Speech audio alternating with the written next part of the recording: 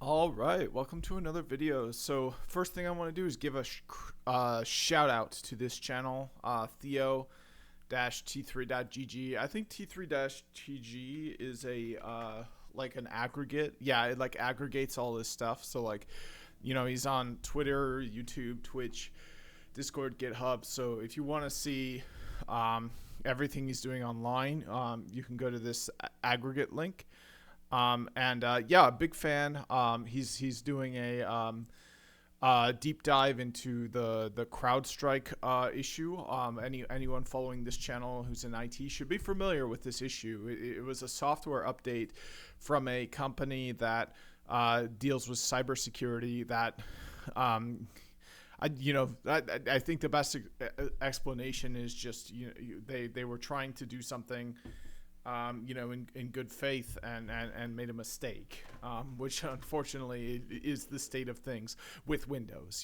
This only affected Windows machines because Windows is a really insecure platform. Most people in IT prefer to use Linux. I was using Linux for a long time, but I've actually got a bit of an infection right now, and I have to use Windows to placate my uh, I don't yet have penicillin or the cure for playing Baldur's Gate 3. So yeah, I think you can install it in Linux, but games like this work better in Windows, and there's some other things that worked better for me in Windows. I think Bluetooth was a lot easier to get working in Windows.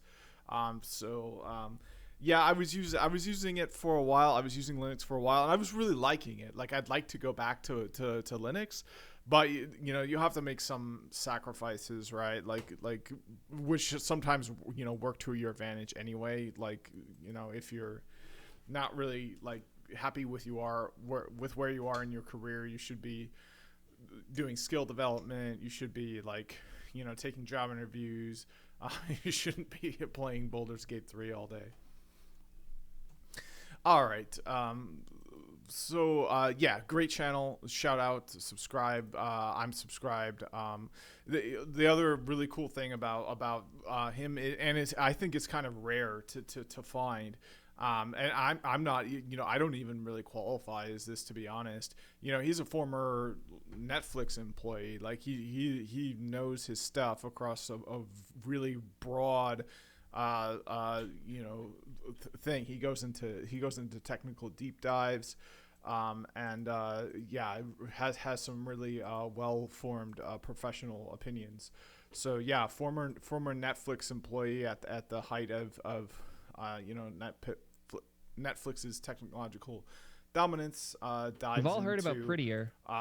specifics of code. Yeah, like don't miss it. It's wonderful. All right, so the next thing I want to say is in addition to this, because I think I've talked about this before, but you're on YouTube, man. It's like YouTube is not that amazing. Like, it can be a good source of information, but like it doesn't want you to do it's not working with you, it's working against you. It wants to siphon off all your attention to things it wants you to watch, which are sales funnels, right? This is a whole thing. Like literally look into this. SEO, sales funneling, they're trying to get you to buy stuff, and they don't. If you learn about stuff, if you make self improvement, fine. They're not gonna. They're not gonna. Well, I mean, honestly, they are going to actively try to prevent that, because they'll put an ad right in the middle of something you're trying to pay deep attention to. So, what's the solution for that? If you're in the United States, your local library. I mean, oh my God! Like, look, there's this Libby app. I get it for absolutely free because I'm a card carrying member of the Austin Public Library. All you need is a a somewhat permanent residence. You have to have lived in the city for a certain amount of time. I think it's only like 6 months or something really short. You need proof of your residence, like a driver's license or a piece of mail, and you can get your library card in under an hour. Just go to the library, talk to the librarians, and as long as you meet this very basic, simple criteria, you're in. Like, you have a library card, and most importantly, you can go to Libby. And Libby's integrated with everything. It's integrated with Amazon. So if I search for Libby, I think you can uh, uh, Amazon Libby. Um, yeah. So Libby library app. Oh wait. Oh, that's not it. But anyways, just go. I just go to Oh, here we go. So yeah. See. So you have to go to the Libby app, right? You have to do everything from the Libby app. So if you just search for Libby books like that, there we go. LibbyApp.com. You can get it on your phone. You can get it on your computer, and all you can pay for it. You can buy it as a private customer. But why? I mean, go to your library. You get it completely for free. So yeah, and you can put it on your Kindle tablet. You can put it on your phone. You can read it like I am here. It's just and then you're not an advertisement's not going to pop up when you're on page 5 of Real Estate Investing for Dummies. It's like, let's look at the whole For Dummies series. Look at this. We've got Fortnite for Dummies. I mean, come on. Like, you've got everything at your fingertips. Like, this For Dummies series is a well-regarded series. It breaks down everything really well with really qualified people. I mean, the ones I'm looking at one for personal finance. So this is Real Estate Investing for Dummies, but I also have a Personal Finance for Dummies, and look at this. Like, we have a worksheet here to figure out my financial assets and liabilities, and we have so much information, and it's harder to read. It's harder to read passively. It's so much easier to like put on a podcast and do something else. You can't really do that when you read. So, you know what you can do? Check this out. Check out this search term. Audiobook. These are all audiobooks. These are all audiobooks. It's free. All you got to do, there's artificial scarcity, which kind of sucks. But the getting started with sourdough. There you go. My sourdough bread during the pandemic was not so good. It was like a paste or like gum. It did not rise at all. It was very bad. So all I got to do is click borrow, listen to this for 2 hours, and it'll be better. I mean, come on. Like, it does not get any better than this. If you're on YouTube, okay, you like some shows, you like some long form content, you're fine. But it's like watching TV in the 90s and only watching the advertisements. They're trying to get you. They're trying to get you to buy stuff. Please, I urge you, if you have if you've been living somewhere for a while, even if it's you're renting somewhere, you're even staying with someone else. You're just staying with someone for an extended period of time. Go to the local library. It's probably no more than 5 miles from where you are. You can search for it. Go talk to the librarians, say and ask if you can get a library card. And if you can, they'll give you one, and you can go and use Libby. And the other thing is depending on your library, you get more than just Libby. I get the Austin Public Library version of Libby as well. So I get two completely different resources for reading and consuming information online. So yeah, that's my recommendation. Please, if you're on YouTube, if you're addicted to YouTube, you get all your information from YouTube, please reconsider your consumption. I think you'll have much better information coming in if you take advantage of your local library. If you go on Libby, check out books like the For Dummies series, learn about things like personal finance, learn about things like investing. Oh, and guess what? Let's do this. And let me do it fast here. Okay, data science. Oops. There we go. We've got data science for dummies. We've got dive into data science. It's all there. Like save your money, save your time. Don't watch some influencer giving you misinformation. Here you go. It's all there. All you got to do is read it and put it in the work. Please, I'm on my knees right now. I'm gonna literally get on my knees. Ugh.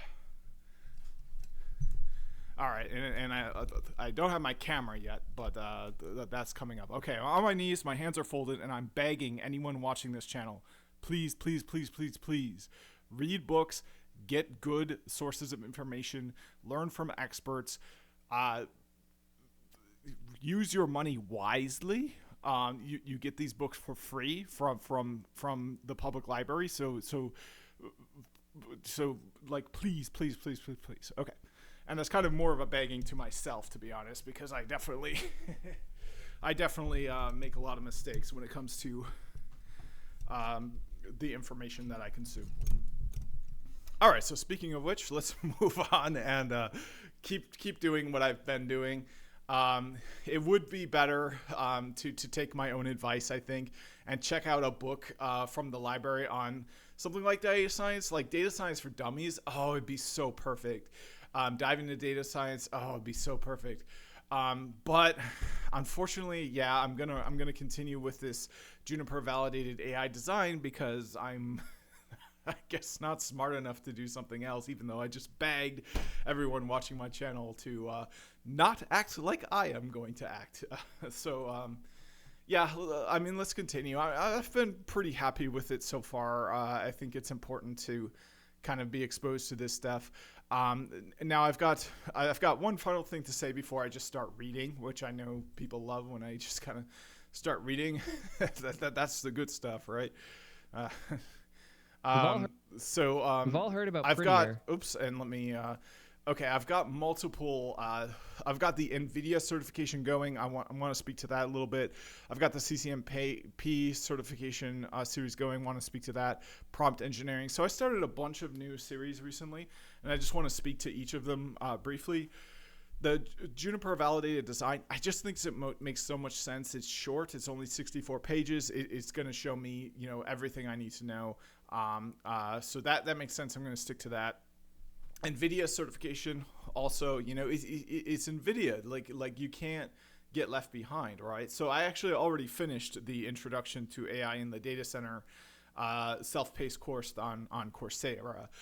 It's a Coursera course in 4 modules, but to get this certification, you only need to do module 1. So this is now complete. So the next step will be in that series to read free and open things online, which makes so much sense. All right, so I can close that, and then let me speak to the CCNP data center series. So unfortunately with this one, I'm losing confidence, man. It's like I don't want to learn about a data center. I want to learn about AI. I want to be part of this AI revolution. I want to be part of a multi-trillion-dollar industry. So I bought the book for like $60. I read part of it and I was just really disappointed with how the book started. I was disappointed with the curriculum, and to be honest, the Juniper certification actually listed what are called OEMs, which is original equipment manufacturers, and they didn't list Cisco. I haven't seen Cisco anywhere in this training so far. And Cisco, from what I understand, does a lot of things with licensing, where you have to get a license and pay for feature upon feature. It's like a microtransaction in a video game. Nobody wants that. So I feel like decisions like that kind of compromise its role in future technologies, and yeah, I mean, I guess I'm an NVIDIA guy, right? NVIDIA is what's behind all of this. So, how could you not be all in on NVIDIA right now? It makes no sense. So, Unfortunately, I think this might be the last video in the series. My CCNA is going to expire next year, but man, if I can get AWS certification, if I can get NVIDIA certification, it's going to cost me less. It's going to require less study time. And I feel like I'm not going to get left behind. I feel like I made a mistake in my career where I didn't switch to cloud, and I don't want to make that mistake again. And I feel like if I get the CCNP data center, I'm learning about data centers. I'm not learning about AI data centers, and I'd be making the same sort of mistake. And then the prompt engineering one. This one I think I'll keep going as well, because prompt engineering is a critical skill when it comes to interacting with AIs. And it's so easy, just read the documentations, read it, please. So, it'll be my way to help out and remind anyone subscribed to this channel that if someone's selling you a prompt engineering course and you haven't read the free documentation that comes with the tool that you're learning to use by buying that course, put it off or don't buy it. Read this first. We'll read it together. So yeah, I'm going to keep these series going. And then I hate to do it, but I think I got to let this one go. So this video will be due to the Juniper validated design. We're going to try to read a few pages. I've got about a half an hour quick. So I'll dive right into front-end fabric after a short break. All right, I'm back. So let's dive into the most exciting part of the video. I say that with, yeah. All right, so front-end fabric. The front-end fabric provides the connectivity infrastructure between the user interface applications and tools running the AI systems.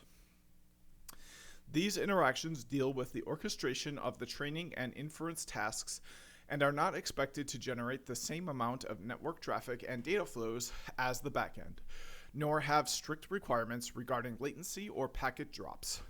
This fabric is mainly used to manage devices and run Slurm, which is what, yeah. I don't know what Slurm is. Oh, I do know what Slurm is. I've actually worked in an environment that ran Slurm. To start, AI model runs on the infrastructure. While this JVD, which remember stands for Juniper Validated Design, uses a traditional IP protocol fabric set up without high availability HA. Any type of fabric could be used in the front-end fabric, including EVPN/VXLAN, which I won't elaborate on. It's just a technology. Ethernet virtual private network, and then I don't know what the X stands for. Virtual, it's a different kind of VLAN.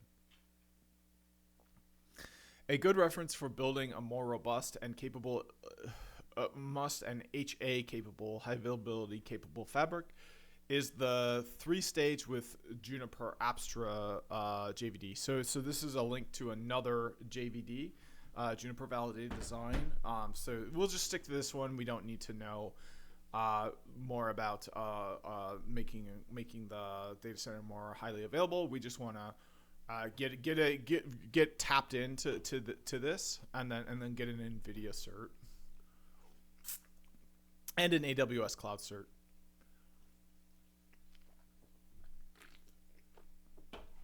All right, so the front end fabric design. Oh man, this is really good. I'm drinking a fruity kombucha drink, and I'm tasting the fruitiness, and it is good. All right, so the front-end fabric design in the JVD follows a 3-stage IP CLOS close architecture. Yeah, and I've been exposed to that as well, as shown in Figure 3.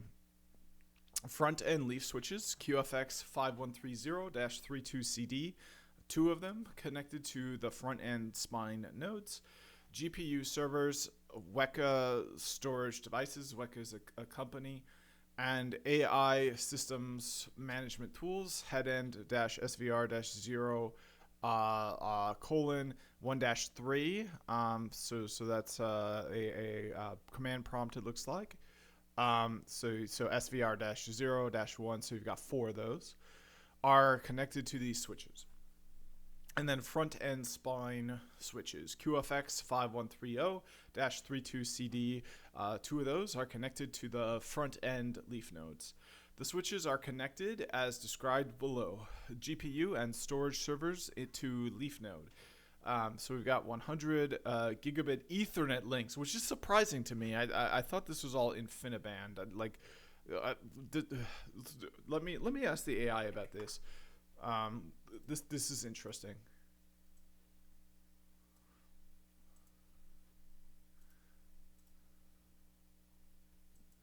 Okay, so when it says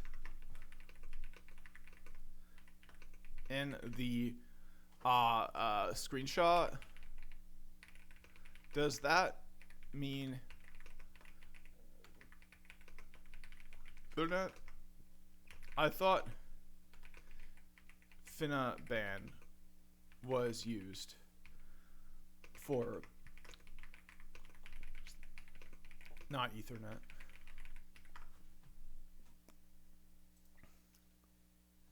In the context of a screenshot, G stands for Gigabit Ethernet. Oh, okay. Specifically, 100G refers to 100 Gigabit Ethernet, and 10G refers to 10 Gigabit Ethernet. While InfiniBand is indeed a common choice for AI and high-performance computing, HPC data centers due to its low latency and high bandwidth, Ethernet is also widely used.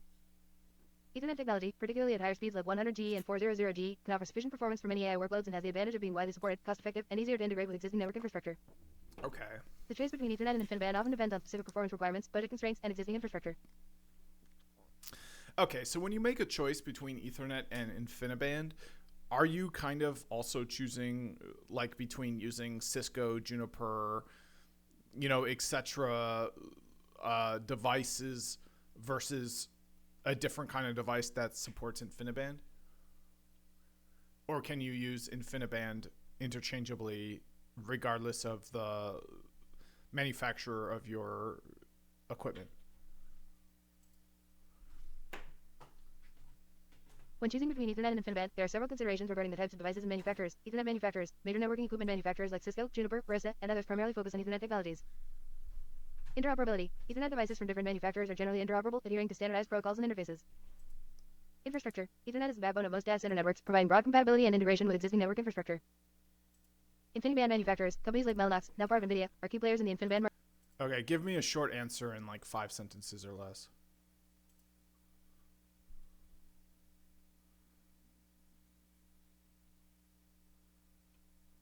Choosing between Ethernet and InfiniBand often means selecting different types of equipment and manufacturers, such as Cisco or Juniper for Ethernet versus Mellanox for InfiniBand.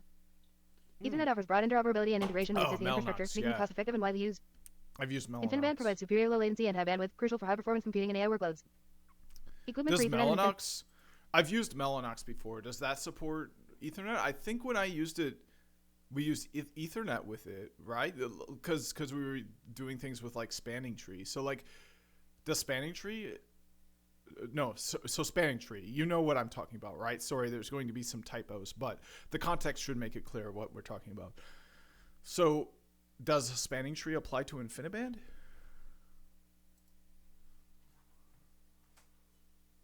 Yes, Mellanox, now part of NVIDIA, does support Ethernet. Oh, yeah. Mellanox devices are known for supporting both Ethernet and InfiniBand technologies. When you mentioned using spanning tree protocol, STP, it confirms you were working with... Oh, that's cool. I didn't know that. Mellanox is the NVIDIA gear. Oh, I remember this. Yeah. Okay, cool. That's cool. I like that. I like that a lot. Yeah, so spanning tree doesn't apply to InfiniBand. It uses a different set of protocols and mechanisms. But Mellanox, which is like the NVIDIA switch, can do either. So Mellanox is probably more the switch of the future. I definitely have experience using Mellanox devices. So this is a reason why it hurts me so much because Cisco is really grateful to Cisco for launching my career. I got the CCNA, I got the CCNP, and I think the CCNP really was pivotal in getting me some jobs that I wouldn't have gotten otherwise. So, and then it was kind of a bargaining chip, a leverage to in my career. That kind of it was kind of proof in the pudding. So yeah, really grateful to Cisco and the CCNA and the CCNP, but a device that can support both InfiniBand and Ethernet. I mean, that's gonna. I think that's just gonna go further into the future than one that only supports one or the other. All right, so yeah, it does stand for Gigabit Ethernet. They're using Ethernet, even though InfiniBand is sometimes used instead. And then head-end servers to leaf node.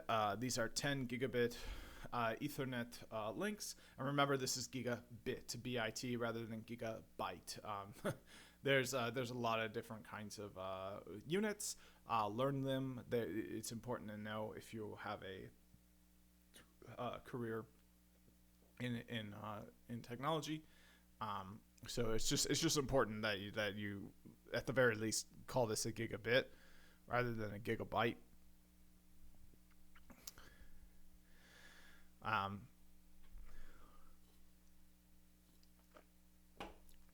Because it's a giant difference. You're talking about something, 8 times bigger if you use a gigabyte. All right, spine to leaf nodes. 2 times 2 times 400 gigabit Ethernet uplinks per spine. Figure 3 front end fabric architecture, GPU server 1, 2, and 3. There we go. We've got the connections. Then we've got 2 of these between the spine and the leaf. There we go. And then this looks familiar before. I think it's the same from a prior. The front end fabric of a prior drawing. Then we've got NVIDIA H100. We got 4 of those for about $120,000. And Lambda A100. We've got 8 of those. And we've got storage servers, rather, not services. And this is exciting, this sort of diagram, because you can make one at home, man, for like $10,000. You can get a home AI lab with like RTXs that are like $300 a pop.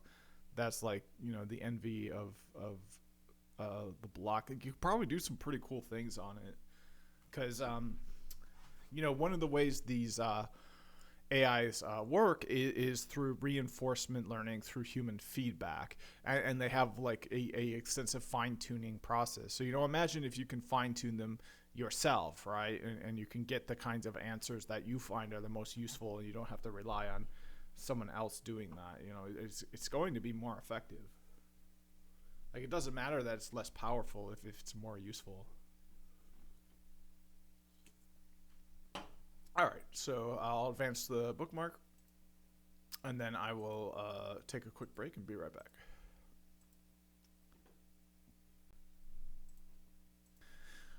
All right, I'm back. I'm feeling great. I might want to do other things, so I've got about 15 minutes for sure. All right, so backend GPU fabric. The backend GPU fabric provides the connectivity infrastructure for the GPUs performing the AI tasks to communicate with each other within a cluster. This fabric is a pure L3 IP fabric that uses eBGP for route advertisement. Connectivity to the host is L2 VPN based with an IRB on the leaf. So layer 2 in the OSI model, which it's so confusing to me, like, because there's the TCP IP model, which only has like 5 layers, and then the OSI model, which has 8. So I think in this case they're talking about the OSI model. I think they usually talk about the OSI model, but honestly I have still yet to confirm that. So let's ask the AI what a world we live in. Isn't that wonderful that I can finally clear up this confusion for the first time in my 9-year career? Okay, so can you definitively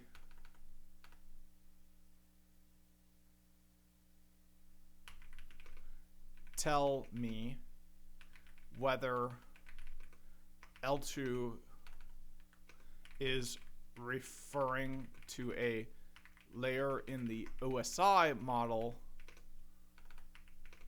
or in another model such as TCP IP based on the screenshot. I'm pretty sure it's the OSI model, but I've never. This is one of the things where like they teach you stuff, and what they teach you based on makes the screenshot, no sense. L2 is referring to layer 2 in the OSI Open Systems Interconnection model. The mention of L2, LAN, and the context of network connectivity, including terms like pure L3 IP fabric and IRB on the leaf, indicate that the discussion is framed within the OSI model's terminology. Why don't they frame it in the up-to-date models? The OSI model isn't even. The OSI model isn't even like deployed on anything. It's all TCP/IP.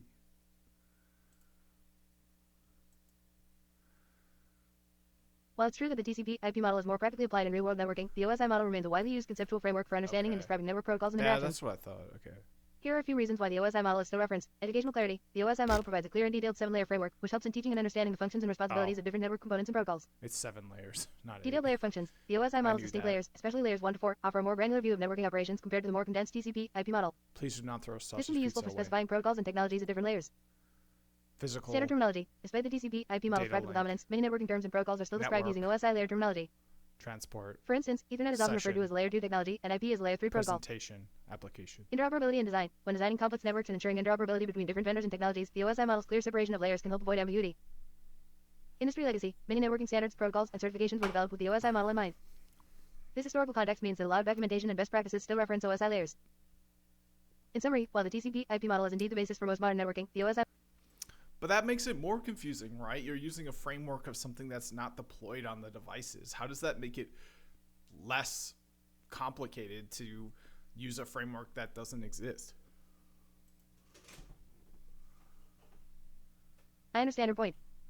Here's a concise explanation of why the OSI model is still relevant despite the dominance of the TCP/IP model. Conceptual clarity. The OSI model's 7 layers offer a more detailed and structured way to understand different networking functions, which can simplify learning and troubleshooting. Educational value. It breaks down networking into specific, well-defined layers, making it easier for learners to grasp how protocols and devices interact. Standard terminology. Many networking terms and technologies, e.g., layer 2 switches, layer 3 routing, are still described using OSI model terminology, making it a common language in the industry. Historical context. Much of the foundational networking theory and documentation was developed with the OSI model in mind, so it persists in literature and training materials. Design and troubleshooting. The OSI model's layered approach helps network engineers systematically diagnose. Okay, so basically there's more layers. It's better to have 7 layers than, what are there, like 4 or 5 layers in TCP/IP? So why don't they just keep using the OSI model?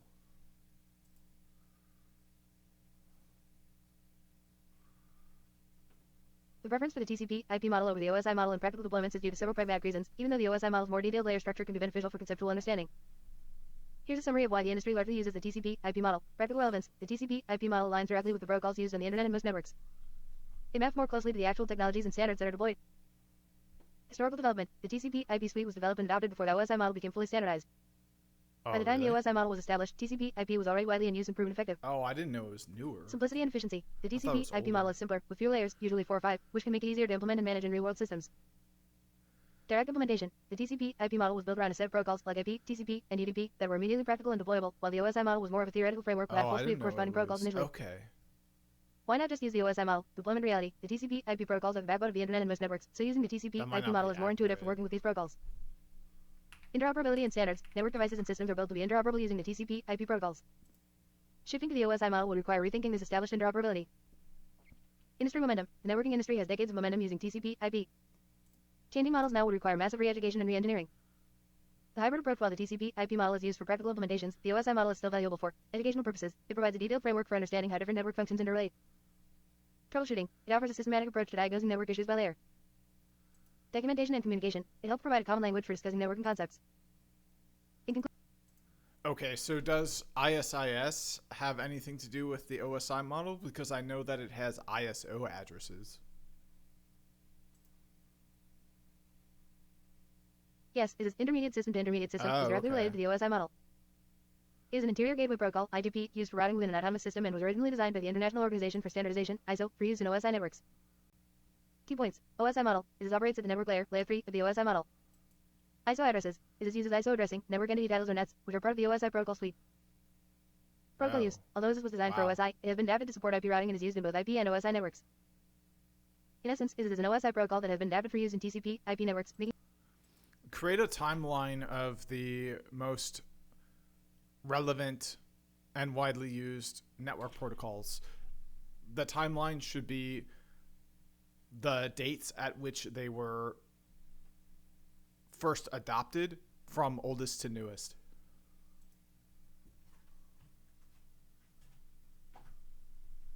Here's a timeline of the most relevant and widely used network protocols, listed from oldest to newest based on their adoption dates. Timeline of network protocols 1974. Transmission Control Protocol, TCP. TCP was first proposed by Vint Cerf and Bob Kahn in their seminal paper, A Protocol for Packet Network Intercommunication. 1978. User Datagram Protocol, UDP. UDP was introduced as a part of the TCP IP suite, providing a connectionless datagram service.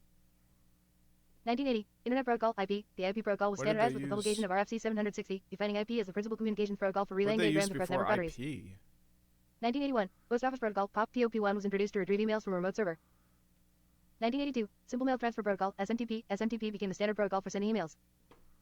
1983. Domain Name System, DNS. DNS was introduced to translate human-readable domain names to IP addresses. 1983. Open Shortest Path First, OSPF. OSPF was developed as an IGP to distribute IP routing information throughout a single autonomous system in an IP network. 1984. Internet Control Message Protocol, ICMP. ICMP was introduced to send error messages and operational information indicating success or failure when communicating with another IP address. 1985. File Transfer Protocol, FTP. FTP was standardized as a protocol for transferring files between client and server on network. 1988. Network Time Protocol, NTP. NTP was developed to synchronize the clocks of computers over a network. 1988. Intermediate System to Intermediate System, ISIS was initially designed for OSI networks and later adapted for IP networks. 1991. Hypertext Transfer Protocol, HTTP. HTTP was introduced as the foundation of data communication for the World Wide Web. 1994. Point-to-Point Protocol, PPP. PPP was standardized to establish a direct connection between two nodes. 1996. Lightweight Directory Access Protocol, LDAP. LDAP was introduced for directory services. 1998. Multi-Protocol Label Switching, MPLS. MPLS was developed to speed up and shape traffic flows across enterprise WANs and service provider networks. 1998. Internet Protocol version 6, IPv6. IPv6 was introduced to replace IPv4, offering larger address space and improved traffic routing. 1999. Wireless Fidelity, Wi-Fi, the IEEE 802. So I'm just curious, and I don't know how accurate this is. Like, I guess if I were to ask it again, I would tell it to show me the RFC. Before the development and widespread adoption of the Internet Protocol, IP, several other addressing schemes and protocols were used for networking and data communication. Here are a few notable examples. Early addressing and networking protocols, ARPANET host names. In the early days of ARPANET, the precursor to the modern Internet, hosts were identified by names rather than numeric addresses. Okay. A central host table maintained by the Network Information Center, NIC, mapped these names to network addresses. Network Control Protocol, NCP. Before the advent of TCP, IP, ARPANET used the Network Control Protocol, NCP, for communication between computers. Okay, that makes sense. Now make a shorter timeline with the ones that weren't as relevant filtered out, and use chain of reasoning to let me know how you decided what belongs where on the timeline. And sorry, the context should make it clear what I'm saying. There might be some typos, so I apologize for that. Now tell me what I asked, and cite your sources, either with the direct links to the RFCs or to whatever relevant publications there are. Act as a expert in this domain of knowledge.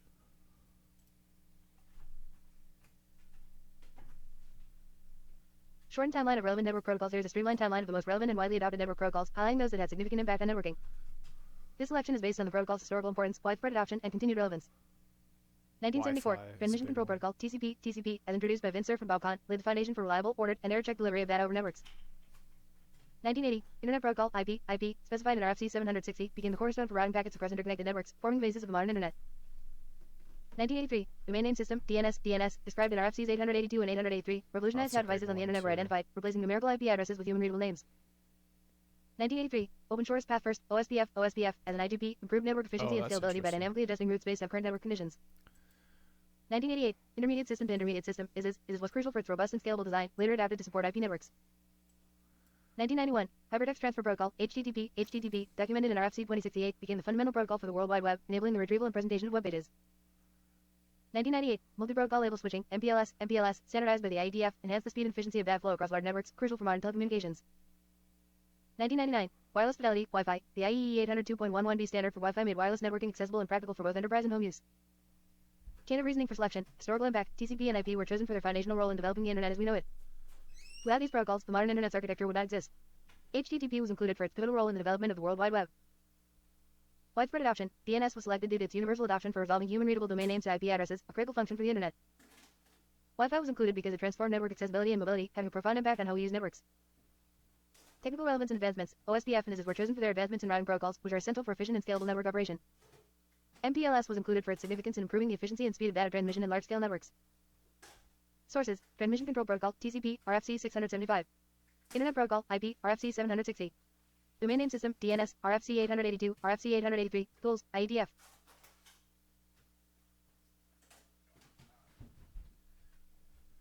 Sorry about that. I was in the other room. All right. So, yeah, that looks good. So, okay. So, you know what? I think that's a good place to stop. It'd be nice to take more than one page at a time. But I had a lot to say in this video because I've recently gone through a lot of self-reflection as far as like what it makes sense to work on in my career. So yeah, it makes sense to work on cloud. It makes sense to prepare myself for future AI data centers specifically, not just any random old data center. And then, you know, to sharpen my current set of skills. Right now I just ordered a book on, you know, I'm kind of a big DevOps guy when it comes to Cisco. So honestly, I should get certified in DevOps in Cisco. That would make a lot more sense. Yeah. So, or NetDev, whatever it is, you know, automation, Python, PyTest, you know, those sorts of things. Ansible, you know, you can look at my history, right, and see, like, I read Automate Your Network by John Capobianco. I've done all sorts of automation stuff on this channel. So, all right, so that's it for this video. Thanks for watching, and see you in the next one.